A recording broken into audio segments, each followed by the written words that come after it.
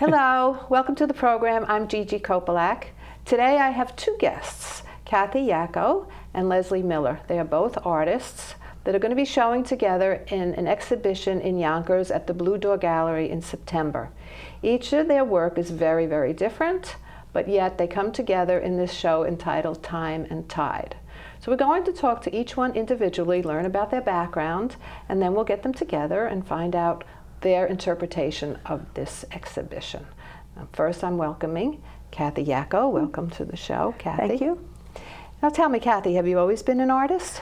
My earliest memories were wanting to be an artist and looking at things around me and wanting to express them somehow. My father was Assyrian, which is Middle Eastern, and English, and partly because of his Middle Eastern background, he collected Caucasian rugs.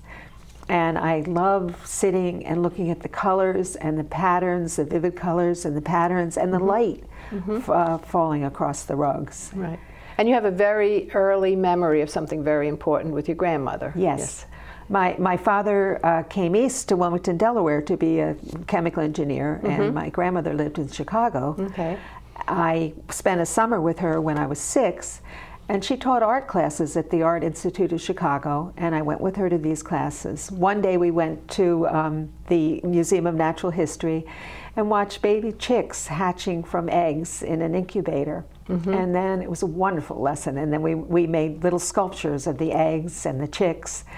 And that's been a constant in my life, the theme of growth and rebirth and cycles of life and light. Interesting, interesting. So then you went to school, you went to Boston University. Yes. Yes, and I think we have a print of what you did in this school? Well, the print was from a later period, an MFA program. I got a bachelor's degree in art at BFA at Boston University. Okay. And then I had children very young and stopped my art career to have a family, and went back when the kids were a little older and studied printmaking. And the prints I made all reflected the theme of time, color, and light. And so the first one, this print that we have, is very gridded. And yes. And it's called Cloud Song. And it refers to lying on your back and looking at the clouds and the light passing across them, much like I would look at my dad's Oriental rugs. Well, it's interesting because clouds are so amorphous, and yet you've gridded this. Yes. So you've turned it into a little bit of the pattern of the rugs, which is more geometric. It's very interesting. Yeah. So what the next image that we have is also a print? Yes, it's an intaglio print, and it's called Cliff Face. And it's the idea you're driving down the highway and you're looking at a rock face. This was specifically the Shawangunk Mountains at Minnewaska State Park, and you see a pattern of texture that one cliff, one set of rock faces has, and then you go on to the next one, and it's successive. And yet the color is, again, almost cloud-like. This one is it's like black. It's the it's grays. Grays, grays and blacks. And that one's about the texture of the rocks. Okay, so are you working very monochromatically so far? And then the third one we have, is that a painting then, or is that still a print? That is my family and I, in the late 70s, I sort of had intervals between work where I designed toys, and very interesting. I had my husband and I had a toy design company and worked for major toy companies, and I didn't do much artwork. And then we bought a house in Cornwall, New York, and it was a colonial house that had become a florist. And I discovered all these cold frames, which were window frames, and I decided to create artwork in them. Terrific. So there was an accident that was ready to happen into something fabulous. It's great. Right. Yeah. And I also wanted the idea that I wanted the viewer to be incorporated in the artwork. So the window frame, you have to look through it to see the image, as if you're just looking through a window and looking. So the glass is still on it and the panes are still on it? Or no, it was just masonite against, inserted behind the mullions of the window frame. Oh, okay. So yeah, so the panes are still there, the mullions. Yes, yeah. So, but you're working more colorfully now. Now you've switched to painting instead of printmaking? This is painting, and this, there are 3 sections to this piece, and it's called East Coast, West Coast. And I did it backwards. The right side is West Coast, and the left side is East Coast. And this had to do with a trip driving across country and seeing, and this piece is very symbolic. And it has some of the same elements the prints have in it. It had to do with the landscape changing from the greens on the left side to the purples and beiges, and as you're going west. As you're going west. Very interesting. And in the center, I took an old shutter I also found on the property, and made that the middle. So the whole thing has a modified cross formation. Oh, okay. And it's sort of like the history of this country, the settlers and the pioneers, and what unifies this country, the religious aspect. And then this, as I said, this piece is very symbolic. In the center is a stick branched, and that's a divining rod, and that sort of has the earlier Native American spirituality. So it's sort of a metaphor for this country. Very interesting. I love that when you have all these deep meanings in it. So do you find that when people look at your work, they say, well, what is it about, or do you explain all of this, or? Hopefully they relate to it on their own. That's great. That's great. Because I love that. Someone comes and sees something different, and that's great. That's great. Yeah. So then you changed, though. You became more abstract, did you, or more colorful? It looks like as you went along. Yeah, but they all had to do with time and light. Okay. And the next piece, this is a series of marks. And this was the idea of creating a piece that dealt with actual time. And what I did was, and the colorfulness is just how it happened. It wasn't, I took a huge piece of paper and put it on the wall in my studio. And every time I walked by it, I made a mark with whatever was handy. And this piece took me it took 5 years. Wow. And it was just a record of my... How'd you know when to stop? It was done. It was done. No, not another mark. Yeah. That's a great idea. That's great. Yeah. Don't get much accomplished, but. Well, I would be working on other things. Oh, okay. And then just, this was just sort of out of the corner of my eye. Yeah, fun. That sounds like a fun thing to do. What about the next one? The next one, I also did a series on the same idea. I did collages where it was just I would put random pieces of paper down and then work it into a finished piece. Yeah. So, but you have the eye, so you know where something's going to go. You're not just going to say, you aren't just putting it somewhere and say walking away. Yeah. You were placing it in the... Oh, yes. Okay. Oh, yeah. So interesting. And then the next one is very unusual. Now you've changed totally. This, I got very interested in the Southwest, and have led my husband and I have led a number of trips for the Appalachian Mountain Club in Taos, New Mexico, and Sedona, Arizona. And seeing a lot of historic sites, doing plein air painting. Oh yeah, you teach the painting, don't you? Yeah. That's great. It's great. It must be fun. It's great fun. And on some of these hikes, I've seen a lot of pictographs. Oh, okay. And to me, they are very much the same as I did in the painting where I made the marks over time. Oh, okay. These are some of the only records of Native American people. You go to a site and there's this just silent testimony.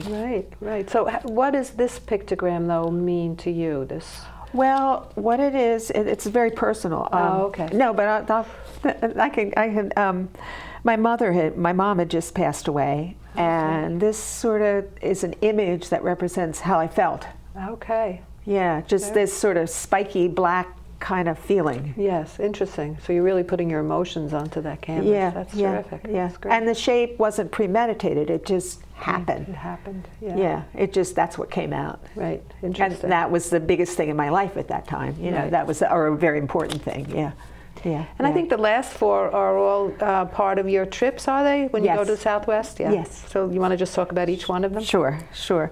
A lot of my work is based on photographs. I do a lot of photographs. And what I try to do is take a photograph of a site out of context. So it's a small section of a whole scene. And in this, I was very influenced by Georgia O'Keeffe and how she did photography where you as the viewer extended the picture beyond the picture plane. Right. Because it was a small section of a flower or a landscape. Right.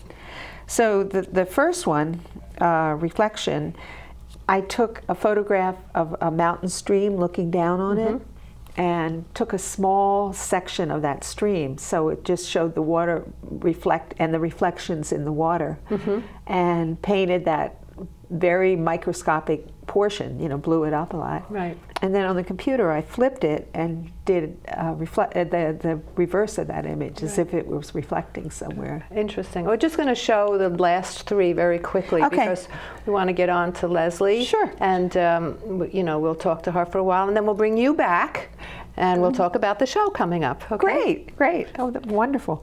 The next 3 are also from photographs, and they also deal with the Southwest. Okay, great. All right, good. Thank you. Sitting with me now is Leslie Miller. She is a collage artist. Welcome, Leslie. Thank you. So glad to have you here. So you come to New York from St. Louis, Missouri, am I right? Yeah. My husband and I moved here about 6.5 years ago now. Seems like yesterday. And we love it here. You can still say you're new. Yeah, because I still have trouble getting around. Finding those streets, I know that. It took me years. Yes. So you were working with the collages that you do in St. Louis, or you? Right. Yes, I got my. I used to. I have an associate's degree in horticulture, and I did landscape design for years. And I love doing that, but it wasn't enough. So I went back and got my bachelor's as an older student. And you're still young. That's thank you. And I got my bachelor's in fine art and photography. Okay. And I don't know if I told you this before, but my grandmother was a photographer, an amateur photographer, and back in her day that was a little unusual. My uncle was a professional photographer, and my dad's an amateur photographer, so it runs in the family. Okay. So I got my degree in photography and was still working and doing photography, and just sort of started mixing collage into it. And I had a studio. I've always had a studio in my home, and I've been working professionally for over 30 years. Okay, so when you say you mix collage into it, so you would take the photograph, cut it up, and make it into something else? No. Oh, okay. I literally construct the image that I photograph. So somebody would see my work and they'd go, a matted frame work, and they'd go, that is not a photograph, that's a watercolor. And I go, no, I actually create what I photograph. I use pastels, paints, Let's put an example up on the camera. Okay, so the first one here is, what's it called, in a storm? Echo of a Storm. Okay, so That's explain a little piece. bit about how that came together. Okay, I would have large platforms on the floor of my studio. I would build start with paper, then I'd heavily draw with pastels, dry pastels. I actually used cut plexiglass on this piece, and then I used a large studio camera, 4x5. So you're building up this thing on the floor. Flat, on a raised platform. Then I would use a large studio camera, the negative 4x5 inches, a large negative. And then I would actually put the camera out on a long arm, so the camera was actually over top. This is like copy work almost. Over this large construction. The constructions were about this size, 2 or 3 feet by 2 or 3 feet. Okay. And I take a negative of that. This is back pre-digital. Okay. And then I had my own color darkroom in the basement. And I would go down. I had a studio assistant, a friend of mine who didn't have her own darkroom, so we worked together. Okay. And I'd make large color prints up to about this size in my dark. Was like my own 2 by darkroom. 2? Yeah, 24 by 30. And so the original thing that you're working with is gone. Yeah, I would reuse some of the things. Yes, and then you would make a series of editions of this photograph. And they're so hard to print that they were. Yes, it was hard work in a color darkroom. Okay. I was very glad to go digital, but yes. So I'd maybe make 2 or 3 prints, and then there was always the potential to print more Right, right. So let's look at a few of them. Okay. What's the next one? It's called Madagascar? Or? Oh, okay. Yeah. No, the next one is, oh, yes, Orambe, Madagascar, which is the name of a small town in Madagascar. Okay. I traveled to Madagascar in 1980. Spent 6 weeks there on a botanical expedition with my husband, who is a botanist. Okay. And it's a beautiful country. And at that time, there really weren't very many people traveling there. Now it's kind of a big eco-tourist destination. So really very beautiful, severe landscape. So I did a whole series on Madagascar. So you're affected by where you are, the colors and things come into the, Sure. That's great. And so this was done the same way, and the next two also were done the same way. Yes. So you're working with the camera and creating them. Right. And they got more and more elaborate. Okay. The constructions got bigger and more elaborate and more time consuming and more difficult. And were using more and more materials, like you mentioned plexiglass? Yes. I got very heavily, like the suspended arcs, got to making these elaborate constructions that got taller and taller. Wow. And I got into, it was very sculptural, and it took me hours of cutting plexiglass. I kind of got crazy with that. And at one point I'm like, this is too hard. This is too much work. I need to rethink this and work smarter. So now, did you move here and rethink it, or did you decide in St. Louis to rethink it? I started in St. Louis because it just got too labor intensive. And I started thinking, I also wanted to get more narrative, more storytelling. Okay. I did the exact opposite of what everybody else says they do, and I wanted to become less abstract and more narrative. Okay, and so the next picture that we have is part of this new series in the digital. Right. Working digital. Of course, everybody, is smarter to be digital because you're not breathing all those horrible fumes in the dark room anymore. Yeah. Right. But you have the same idea. You have a bunch of images, and you're putting them together, and then photographing them. Well, no. At that point, I'm working. At this point, now that I'm in New York, I'm completely digital. I have a digital camera, but I sometimes scan things into the camera, using a scanner too. But I photograph things. I collect old books. I have now 16 gigabytes of images that I've collected, and I bring all these things together in Photoshop, and I create multiple layered images. Like Communications Young Girl, or all these things, sketches of my own, things I photographed, and then models. Okay, this Communications Young Girl, that's part of a series that you're using the tapestries. Right.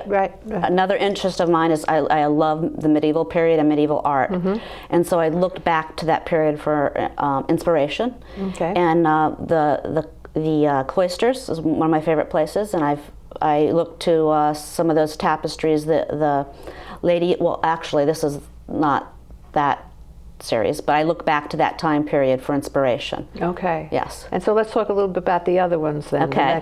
The next one is also from an ancient. The Collar Lemur. That's a series.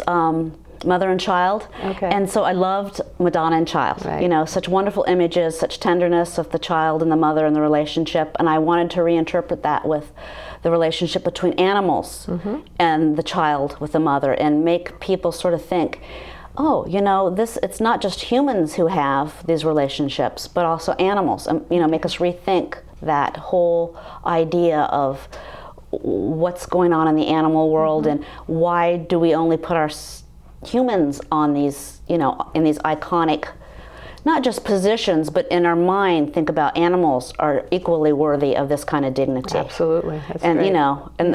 That they have that value too. Right. So and also I like a little bit of humor, and I try and put a little bit of humor because as you get older, I think you learn to value humor and its importance in life. Yeah. And so the next one is African. That again, the same idea, the mother and the child. Yeah. And I definitely want to put the mouse in some sort of very elegant, luxurious. Oh, so he's he's the queen or the king, or there we go. Yeah, exactly. Terrific. Very luxurious chair there. And then the last one is from the Unicorn series. Yeah, Hunt of the Unicorn, right? Yeah. That is from the Cloisters. Very famous, very famous Hunt of the Unicorn. Right. And I replaced, instead of just doing the unicorn, which is that symbol has been a little bit abused, to say the least, in our culture. I started replacing it of just various different animals that are endangered. So here in this one, the hunt is a Bengal tiger. No, just a regular tiger from our Bronx Zoo. Okay. And so you're talking about endangered species now, and you're getting more social. And yes, yes, definitely. And then the next whole series is very, very... Yes, I did a whole series then on the hunt using animals that are being poached, because we went on a trip to Kruger, South Africa, Kruger Park, and I really became conscious of the whole problem of poaching. So I devoted 2 series to poaching of elephants and rhinos. You know. Yeah, one of them is very sad because you have that image of the elephant and it's all red and the ignorance unleashes the hounds as the title of that, which is directly the title from the hunt of the frail stag, which is another tapestry from the Metropolitan Museum. Okay. And I showed 3: the hunt, the fight, and then the death of the elephant. And I mean, that's just what they do, is they slaughter the animals and then they remove the tusks, and that's it, and they just leave them there. So sad. It's beyond horrible, yeah. And I want to get into something light, because it's the next image is funny, I think. It's got your little rabbit in the hutch, and I love that you have that watering can watering him. So there's a message there, I'm sure. Well, yeah, a whole series, as we've been traveling upstate and learning, I mean, New York State is unbelievably beautiful, and we've been going around and going to all the farms. I've done just this little fun series, and it's a mixture of civilization and beautiful country and farmland, and I just use the watering can in this whole series to sort of, symbolize the fact that it's cultivated nature. It's cultivated wildness, and so that's what the watering can sort of is a symbol for that. It's very cute. I like it very much. Thank you. Okay, so we're going to bring Kathy in, and we're going to talk about both your work and see how what we've learned so far gets together in this new show in September. Great. And now we have both Leslie and Kathy together, and we're going to talk about this show coming up at the Blue Door Gallery. And I'm going to ask you first, Kathy, because you came up with this title, Time and Tide. Tell me, what does it mean and how your work fits into this?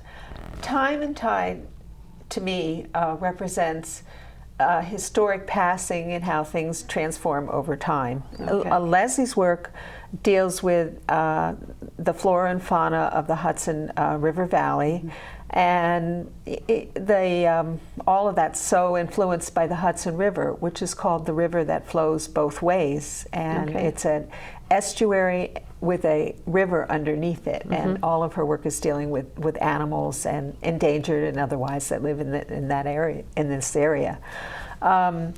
Lewis's work deals with memory and his personal history. Okay, wait a minute. You're getting too broad. No, not to stop you or anything. I'm just, but I didn't mention that the show has 4 people in it, so I think we just should say that the show has Louis Cohn, you, Leslie, and Ellen Fountain Hopkins. Ellen Fountain Hopkins. Okay, so I think we should say that. Yeah. And then just telling me how your work fits into this, and then we'll let Leslie explain. It. Okay. Yeah, sure.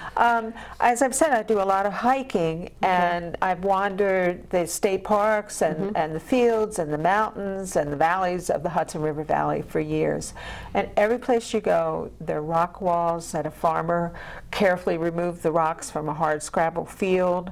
There are ruins of buildings, and there's such a history that's lost in this current megalopolis, and it's time and tide. It's past. It's a gone era. Okay. And so you were working with rocks mostly. Is that it? Is that what you're saying, or no, am I ruins. missing? Ruins. Okay. Just you'll see these rock walls, and then the foundations of buildings, and they'll be old. So let's take a look at one of these works that's going to be in the show. Okay. So we'll look at. Overlook or something, is it called? Yes. Well, the first one that I have on the list is Breakfast at Overlook. Okay. And Overlook Mountain House was this very elegant 19th century hotel. The Hudson River artist popularized the Hudson Valley. Okay. And there became these gorgeous, very elegant, very expensive resort hotels, and Overlook Mountain House was one of them. And what I've done is explored the ruins of this hotel and collected artifacts from the site, because there's still broken pottery and parts of sinks, and created assemblages. And my show is an installation that deals with this mountain house. Okay. With okay. So that photographs you're of- concentrating mostly on this mountain house in Yes. the show. Okay. Yes. And Leslie, you are concentrating on the animals. Am I right? Right, in the Hudson Valley area, right. Right. And how are you interpreting it for the show? Well, my little area or installation in the show is called The Modern Cycle of Life, and I was looking at animals and they're basically how their populations are doing currently in the state of New York. And so I looked at the animals like the mountain lion, which is expatriated in this state, and what that means is they're gone, they're completely gone, they've been hunted out over 100 years ago.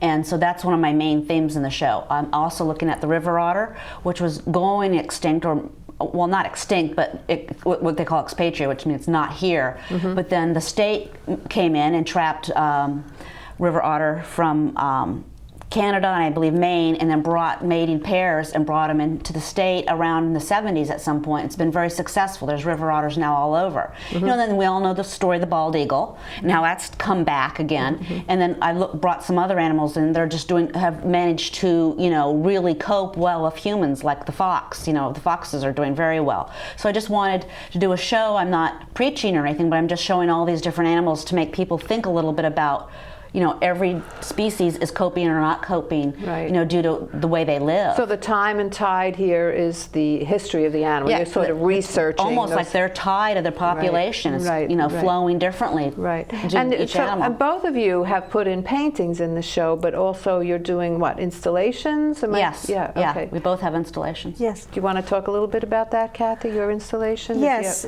This Overlook Mountain House, I've taken hundreds of photos and wandered around and picked up objects from it.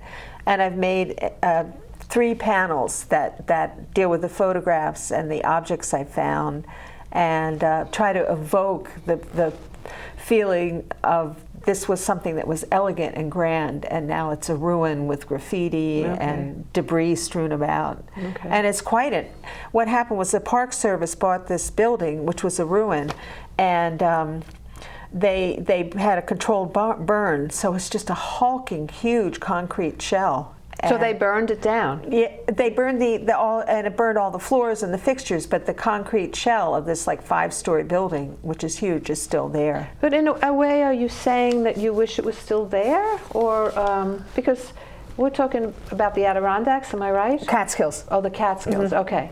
So do you think that we should be back there building again? Or do you think that nature is taking over? Or, I mean, what? What I'm trying to say is these people had, you know, I can hear the music of the dance hall and the elegant food, and it's gone. Okay.